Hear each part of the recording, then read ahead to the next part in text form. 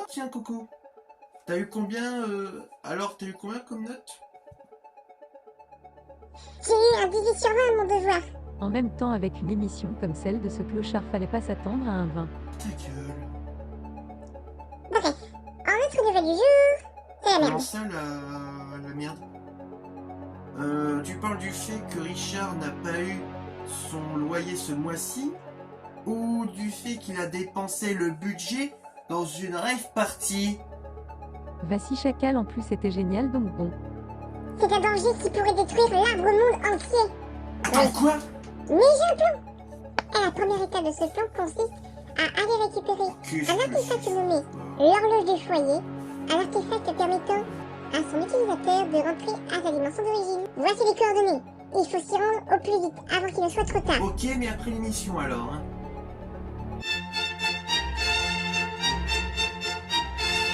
Bonjour tout le monde et bonne année tout le monde. Oui, premier épisode de l'année, direct 1er janvier, c'est pas beau tout ça.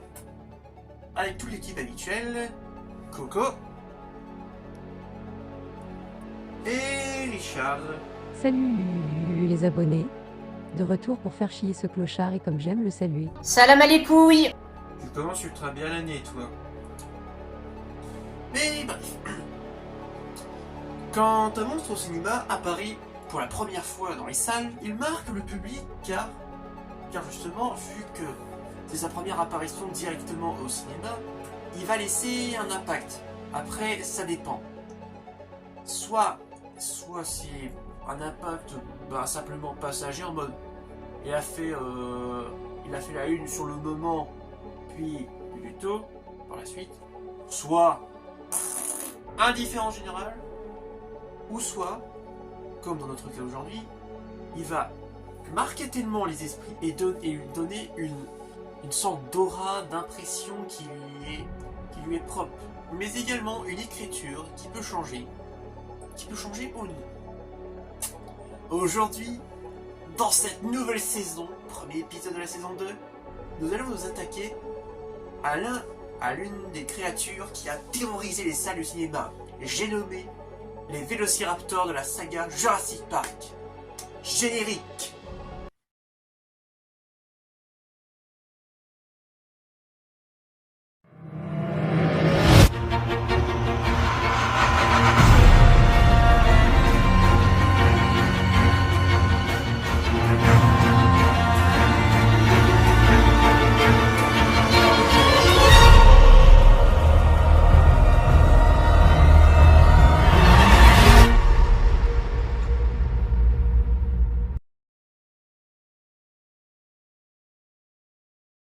Présentation. Qui sont-ils? Les Vélociraptors sont une espèce de dinosaure apparue dans le premier Jurassic Park et ayant par la suite apparu dans tous les autres films. Vu que c'est le premier animal préhistorique qu'on voit dans... ou du moins le premier animal réel qu'on voit dans cette émission, autant vous présenter directement l'animal réel avant de comparer son homologue au cinéma. Petite review paléontologique. Vélociraptor, littéralement voleur rapide, est un genre éteint de petits dinosaures théropodes appartenant à la famille Dromaeosauridae, caractérisant par un long crâne au museau retroussé, présentant la fameuse griffe en fossile sur chacune de ses pattes arrière. Ses dimensions sont de 1,50 m à 2 m de long pour 15 à 18 kg, du moins estimé, et étant aussi haut qu'une dinde, soit 50 cm de haut. Oui, c'est petit. Et oui, dans la vraie vie, c'est un nain. Comme beaucoup de droméosaures. Sur ses pattes avant, il a été également observé des boutons de piquant proéminents. On suppose que l'espèce serait probablement recouverte de plumes. Du moins au niveau des avant-bras, ce qui est sûr. Les fossiles de l'espèce furent découverts le 11 août 1923, soit quelques années après la Première Guerre mondiale, dans le désert de Gobi, pour le compte du Muséum américain d'histoire naturelle et nommé en 1924 par Henry Fairfield Ohlson, président du musée à l'époque. On en a découvert en Mongolie et en Chine. Physique, leur apparence dans la franchise. Alors, tandis que ceux des films, ils ont pas mal de différences avec leur homologue réel. Oui. Pour commencer, ils sont plus grands. Beaucoup plus grands. de 3 à 5 mètres de long et faisant 1,70 m de haut. Oui, c'est beaucoup plus grand que les 50 cm de haut. Et pesant 136 kg. Ils sont sous hormones, tes bestiaux. Entre autres. Oui. Autant vous dire que c'est des raptors sous stéroïdes. Également aussi une absence de plumes, ayant une peau rapprochant celle d'une peau écailleuse de reptiles. Leur couleur de peau, elle est variante selon les générations et le sexe. Observez plutôt. Nous avons la première génération. Les femelles ont la peau brune et les yeux verts translucides, comme celle d'un crocodile, et les mâles ayant le corps roux, le ventre clair et des rayures foncées comme un tigre, et ayant les yeux jaunes. La seconde génération, quant à elle, les mâles ont la peau bleu grisâtre avec des rayures bleu clair et horizontales, partant du début de leur cou jusqu'à la fin de la queue.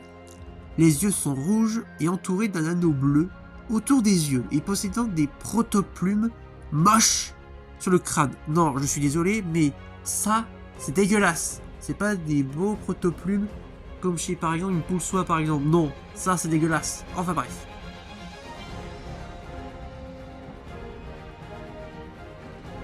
Tandis que les femelles sont beiges aux yeux jaunes et ayant des taches noires sur le corps. Les deux sexes ont en commun un crâne plus long, des crêtes dont ceux des mâles est plus prononcé et des pupilles pouvant être verticales ou rondes. Aucun dromaeosauride réel n'a de crête. Autant vous dire que c'est vraiment un caractère très improbable chez ces animaux-là. Puis nous avons les variants du projet Hybris. Alors eux, ce sont des cas particuliers car chaque raptor ont été créés sur mesure. Ouais, pour faire simple. Ouais, pour faire ça, en gros, les mecs se sont dit, mais tiens. Si je customisais mes propres dinos comme des bagnoles. C'est-à-dire que le phénotype de ces animaux-là ne sont pas comme ceux des générations précédentes où que ça dépendait du sexe et de la génération qu'ils auraient telle caractéristique ou quoi. Eux, ils ont été créés sur mesure. Que d'ailleurs on fera un épisode dédié à cette meute et sur une des membres en particulier, Blue. Capacité, leurs compétences de chasseurs. Ils n'ont pas besoin de super pouvoirs comme les autres créatures qu'on a pu voir jusqu'à présent, ayant tout un arsenal pour être d'excellents chasseurs. Déjà, leurs griffes tranchantes, dont leurs fameuses griffes en faucille. Nous avons également leurs dents acérées, une agilité leur permettant de bondir sur leur proie, et leur plus grande force, c'est leur intelligence, leur permettant de collaborer en meute, élaborer des tactiques de chasse, des embuscades, mais pouvant aussi être dressés dès le plus jeune âge, comme on a pu voir avec la Raptor Squad de Jurassic World. Oubliez que ce sont des champions de la course, qui peuvent largement rattraper un être humain. Personnalité.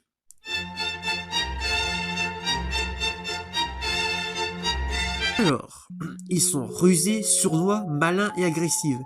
La première génération a beaucoup moins tendance à compter les uns sur les autres, que la seconde génération, en revanche, elle mise tout sur l'esprit d'équipe pour chasser. Le second film profite simplement de leur grand nombre, de l'obscurité et des hautes herbes pour pouvoir chasser de leur coin une proie à la fois.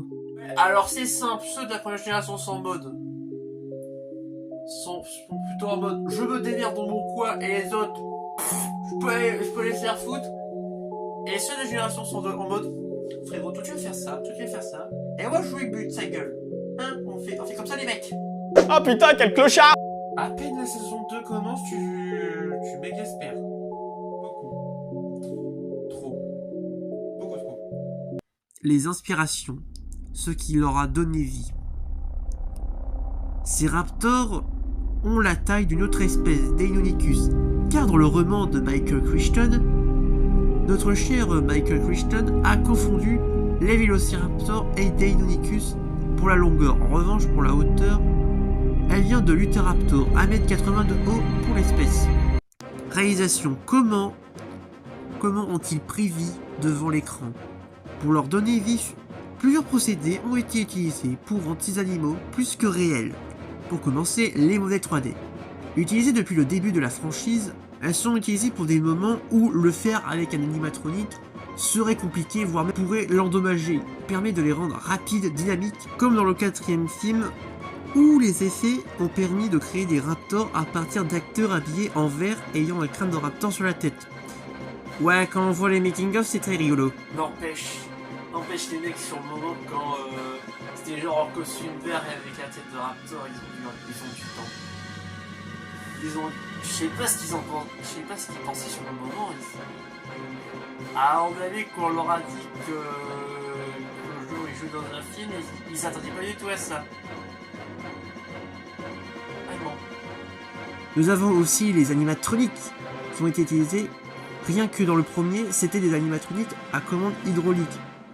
Il y avait également une tête animatronique pour les gros plans, une paire de pattes portables mécanisées pour les prises de vue des pieds des raptors, mais aussi une minuscule marionnette de bébé raptor pour notamment la scène où le bébé raptor est né, mais également 2 costumes identiques partiellement. Anecdote, le saviez-vous, les vocalises des raptors ont été plus complexes à créer parmi tous les animaux du film. Ils ont été conçus à partir de grues, d'oies, de chevaux, de morses, de chimpanzés, de voix humaines et de tortues en plein crac-crac. Attends, c'est vraiment à quoi je pense. Ouais, littéralement. Génial, on commence enfin à s'amuser ici. Et après, je sais pas par rapport au gars qui lui a enregistré ça, je sais pas si je dois le qualifier de héros parce que ça a pu me donner un des meilleurs cris de dino de la franchise. Et de l'autre côté,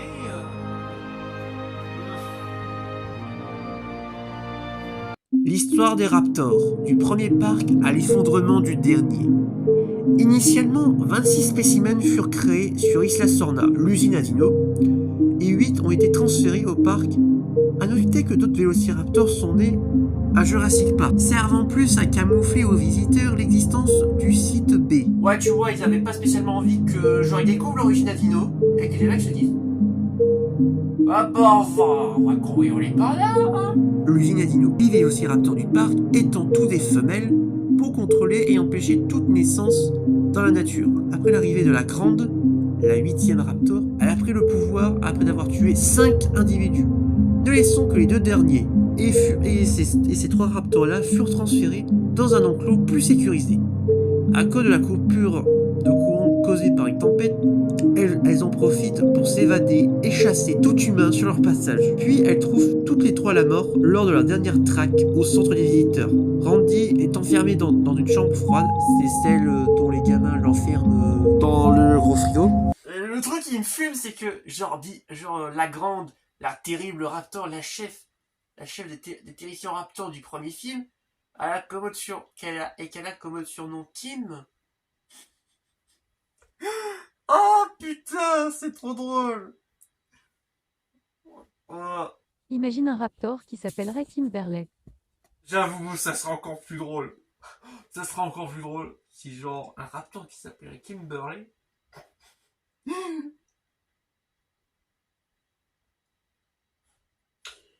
Excusez-moi. La grande et la 3e se feront tuer par Roberta, la T-Rex. Ouais, Roberta, on en parlera des saisons 10. Bon, pour la saison 10, je vous en parlerai plus tard dans la vidéo. Les autres raptors du site B ont pu survivre en chassant les herbivores de l'île. Quand les équipes d'InGen traversent les hautes herbes, ils les ont traqués et massacrés facilement. Mais quelques survivants les ont échappés et se sont pris une sacrée raclée. Depuis, plus aucune nouvelle de ces individus. Quelques années plus tard, une nouvelle génération de raptors, la génération 2, apparaît à la suite de clonages illégaux de dinosaures sur Isla Norma. Ils pourchasseront les héros du film en ayant fait quelques victimes avant de disparaître dans la nature. Des années plus tard, le projet Hybris naît à Jurassic World. 4 individus sont nés, ont grandi et été dressés. Mais à la suite de l'effondrement du parc et à l'Indominus Rex, Blue reste la seule survivante qui par la suite a échappé à la destruction de l'île, eu une opération pour retirer une balle qu'elle s'est reçue en pleine cuisse, a vaincu l'Indoraptor et eu une progéniture parthénogenèse. Ouais, j'ai volontairement raccourci parce que la vie d'un Raptor Squad et de Blue, j'ai simplement fait les grands mais sinon en détail, on en parlera dans les prochains épisodes. Donc, analyse. Dans la franchise, on dit qu'ils sont les antagonistes, mais est-ce que c'est le cas tout le temps? C'est ce qu'on va voir. Partie 1. Les véritables méchants de Jurassic Park. Oui, ils sont à 100% les antagonistes du premier film, si ce n'est même plus dangereux que la T-Rex. On peut se demander pourquoi, alors que la scène de l'évasion de la T-Rex nous montre clairement qu'elle est un danger sur pattes. Du coup, qu'ont-ils de plus dangereux qu'elle? 3 choses. De 1, le nombre. De par leur nombre supérieur, leur permettant à être plusieurs endroits à la fois. De 2, ils sont plus petits, leur permettant de se glisser dans les bâtiments sans souci et de traquer leur proie dans des espaces étroits. Et de 3, leur intelligence. Ce qui les rend particulièrement dangereux, c'est justement le côté malin de ces dinosaures, leur permettant de s'échapper, traquer et tuer toute personne qui se trouve sur leur chemin. De plus, tout au long du film, on fait grandir la peur des vélociraptors par des scènes, des situations qui créent une aura menaçante envers eux. Que ça soit la toute première scène du film, où on voit un employé se faire attraper et dévorer par les raptors, mais également on insiste sur à quel point ils sont dangereux, mais aussi on a des plans de leur point de vue et autres, jusqu'à aller voir complètement en action. Partie 2. Des antagonistes secondaires. Dans le second film, ils sont en effet des méchants, mais secondaires, car ils apparaissent en milieu, début, fin de film, et n'apparaissent qu'une seule fois avant de ne plus les revoir. En plus, ils se sont fait facilement démonter, donc pour un antagoniste principal, c'est la loose quoi. Oh putain, quel clochard! Ouais, j'avoue, genre la loose, genre t'as la réputation d'être le prédateur le plus intelligent et le plus féroce de toute l'île, et tu te fais battre par deux, trois mouvements de gymnastique. Ouais, du coup, mais ironiquement, c'est pas par rapport à ça que ça commence à se péter la gueule. Partie 3. Le début de la chute. C'est à partir du 3e film où ça se casse la gueule. Déjà, ils sont pas aidés avec le film en lui-même qui compte d'énormes soucis scénaristiques. Certes, c'est loin d'être le seul gros problème. On a plus ou moins un cas similaire pour le Spinosaure. On en reparlera quand je traiterai de lui. Dont l'un d'entre eux, c'est justement les raptors, car le film les fait tantôt très intelligents et tantôt trop. En effet, tantôt trop intelligents, car il y a des moments où ils font des actes qu'il faudrait seulement avoir l'omnipotence ou avoir le scénario, genre aller pile poil là où vont les persos principaux et où élaborer des techniques trop avancées pour un animal, comme la scène où ils ont pris un membre du groupe et qu'il faut exprès de le faire mal pour jouer sur l'empathie de leur proie. Alors que comment ils pourraient faire ça, puisque techniquement pour pouvoir faire ça il faudrait s'imaginer être à la place de la proie. Ouais, vous voyez ce genre de soucis. Ou alors tantôt très con, genre les 80 œufs qui sont pas surveillés ni couvés et près d'une rivière, bonjour l'humidité. Et le fait que la scène dans le labo, que le raptor il fait foirer son embuscade sans prévoir qu'il passe pas à travers entre deux cuves. C'est vraiment très con. En plus la technique était pas trop mal.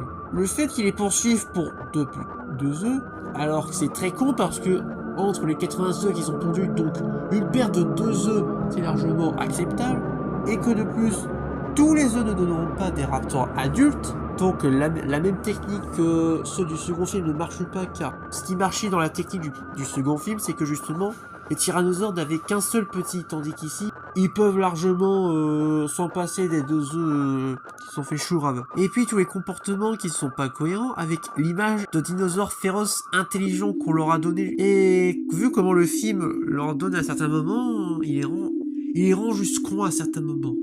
Bah avec ce 3e film, ça vient achever cette aura de prédateurs mortels et intelligents. Mais c'est pas pour autant qu'ils sont devenus la risée de la saga. Partie 4. Jurassic World. Le nouveau souffle pour les raptors. Après 15 ans. Jurassic World sort ainsi que le second et revient mettre l'intelligence de ces animaux en avant avec la Raptor Squad. Un groupe de vélociraptors nés en captivité élevés par l'homme dès le plus jeune âge. Ça leur donne un aspect d'un animal suffisamment intelligent pour obéir à son dresseur, et le côté prédateur sanguinaire s'est dilué pour donner une image d'un animal comme les autres. D'ailleurs, beaucoup de gens ont critiqué par rapport à ça, que genre en mode oh là là, c'est pas réaliste de dompter un raptor. La technique d'imprégnation, ça vous dit quelque chose? Qu'en plus, bah, avec les oiseaux, non, le principe c'est simple. Si tu fais éclore un œuf, t'assistes à distance que le poussin, quand il te voit, que dès la première chose qu'il voit, il considère comme sa mère et qu'il te voit comme sa mère, absolument, il sera tout docile avec toi. Voilà, c'est la technique de la pression.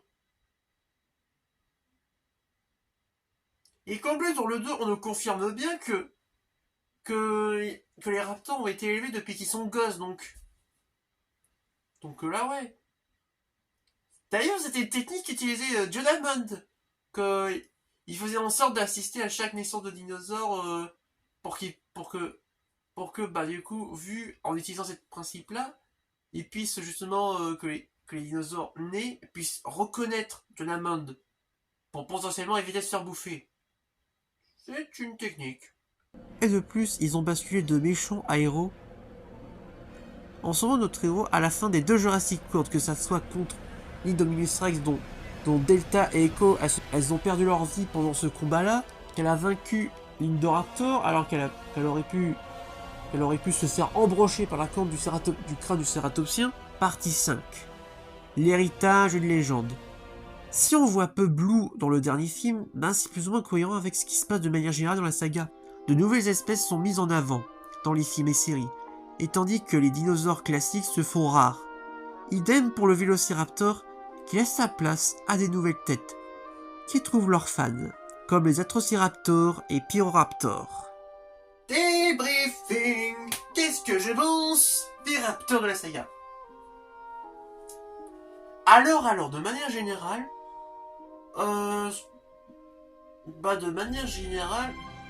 je peux comprendre qu'on puisse être fan des raptors, même si personnellement, je suis pas très dromiosauridé, au niveau des dinosaures. Même si j'avoue que mon coloris favori de la saga, c'est ceux du 2 là. Et qui sont accessoirement les meilleurs coloris de la saga. Ah oui. Eux au moins ils ont pas des espèces de prototypes moches comme ceux du 3 là. Dégueulasse. Bon, j'espère que ce tout nouvel épisode vous a plu. On est reparti pour une nouvelle saison, de nouveaux monstres, toujours plus de monstres, et toujours plus de moyens. Oui, vous avez peut-être remarqué le gigantosaurio que j'ai dans le décor. J'adore. Ouais. Et oui, ben, le décor il évoluera au fil du temps. Dès possible, j'essaierai d'améliorer la gueule de ce bordel. De passer genre un petit truc sympa à vraiment beau gros décor. Ouais. Un bon gros décor. Sur ce, je vous dis à plus.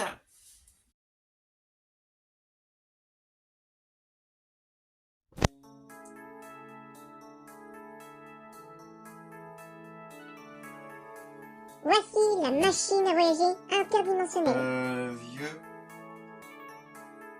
C'est une putain de lampe. Je l'ai modifié. Grâce à l'ordinateur, j'entre les coordonnées, puis une fois validé, il suffit de poser un objet lié à l'univers qu'on veut y aller à côté de la machine, puis on lance le programme. Ah, que tu parles d'objets, j'en ai un qui est lié à cet univers. Attends 2 secondes. Voilà. Et voilà.